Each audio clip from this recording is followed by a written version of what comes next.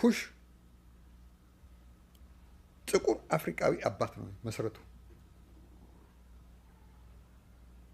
ስለዚህ ከኩሽ ስልጣኔ ተነስቶ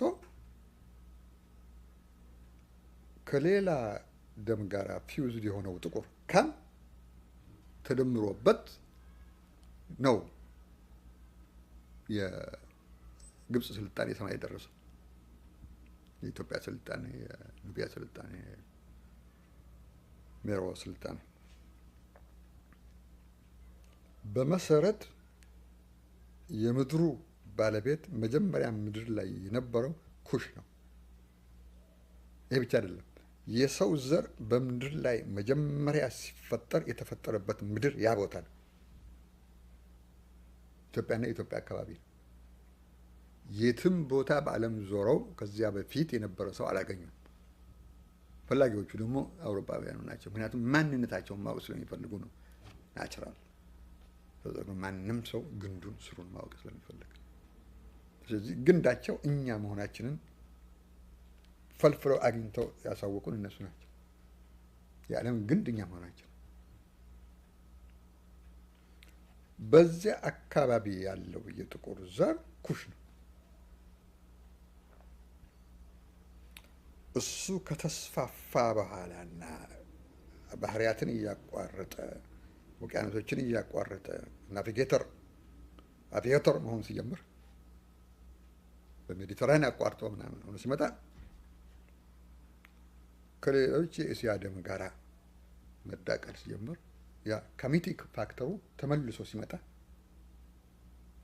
ካም ምንድነው እሱ እኛን ያሁን መሰል መልክ ያለው ለምን መጥተው ኢትዮጵያ አካባቢ ይቆፍራሉ? የሰውን ዘር መሰረት ለመፈለግ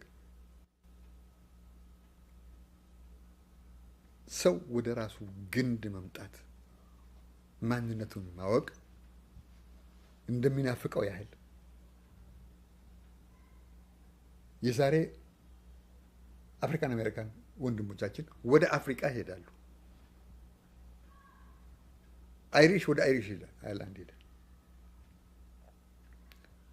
የራሱን ግንድ የመፈለግ ማንነቱን የመፈለግ አንዱ የሰው ባህሪ ነው። ስለዚህ ከዚህ ግንድ ውስጥ የወጡት የኩሽ ልጆች ከካም ጋር ጣምራ ሆነው የወጡት ግንዶች ሌላ ሃይማኖቶች በየወቅቱ መጡባቸው። እነሱ እንደሄዱት ሌሎችም መጡ። ውቅያኖስን አቋርጠው እንደሄዱ ውቅያኖስን አቋርጠው መጡ ሌሎች። ስልጣናቸው ሲችል መርከብ መስራት ሲችሉ ንግድ ሲፈልጉ ኃይል ሲኖራቸው መጡ። ሲመጡ በአንድ ፊት ግንዳችንን እንፈልጋለን።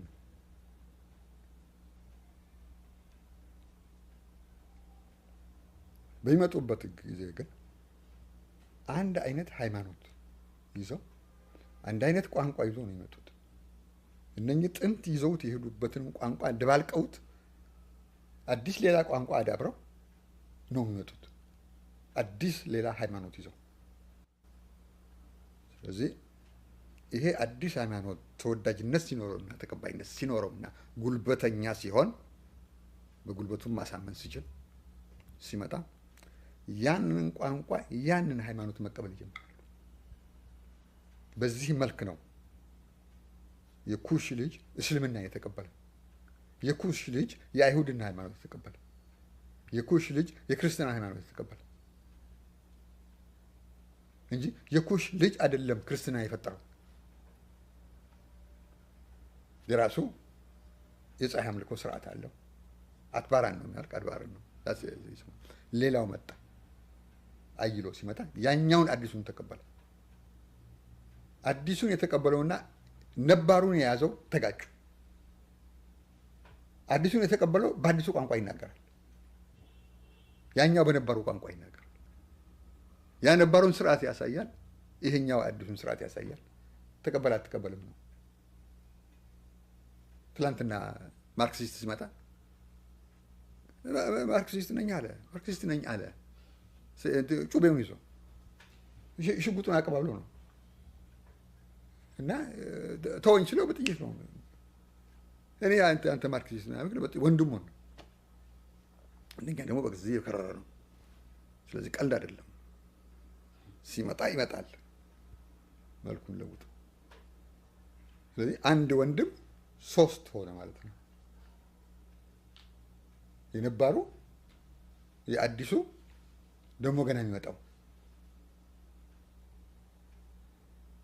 ያ ደሙና አጥንቱን አንድ መሆኑን አልለወጠው። ስለዚህ የአይሁድ ሃይማኖት ተቀበለ። የስርዓት ለውጥ ነው። ከዛሬ ጀምሮ የፀሐይን አምላክ አላመልክም፣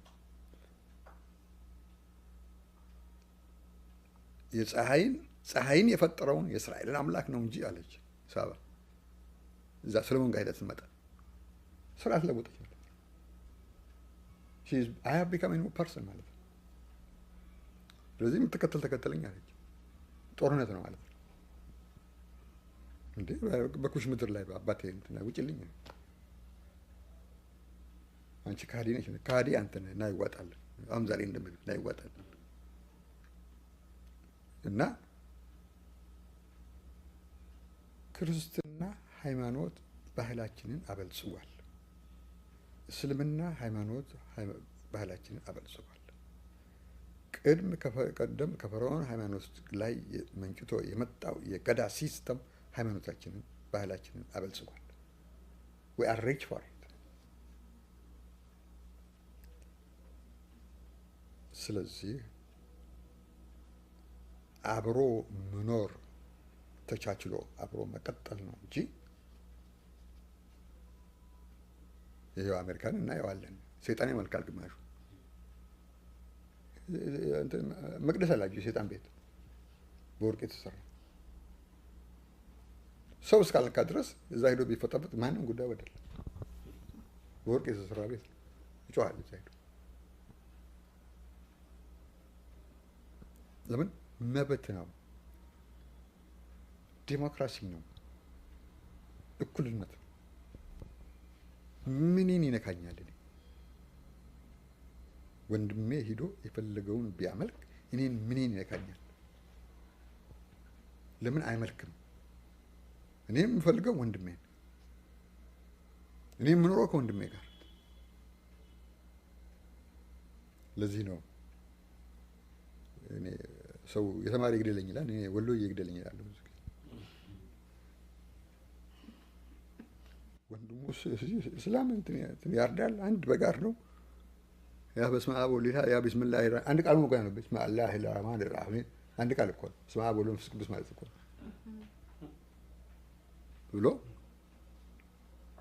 አንዱን በግ ቆርጠው ይሄም የወዲሁን በኩል ይጠብሰዋል፣ ያን የዛኛውን በኩል ይጠብሰዋል። በሰላም አብረው ይሄ ብስለት ነው፣ ርቀት ነው። ይሄንን አቺቭ ማድረግ ስላቃተው ነው አውሮፓ ጣሩን የሚያው አንድ አክራሪ የሚለው ነው። ሱፉን ግጥም አድርጎ ቂቅ ብሎ ፈርስት ክላስ ሆቴል ገብቶ ሆዱ ውስጥ ኪሱ ውስጥ ይከትና ቦምቡን ትሬድ ሴንተር ሄዶ ያቡናዋል። አብሮ ይበናል። አላህ ጎን ሄጄ ቁጭ እላለሁ ይላል። እምነት ነው እና you can't change him። ስለዚህ ሄዶ ቢጸልይ ነው የሚቸገር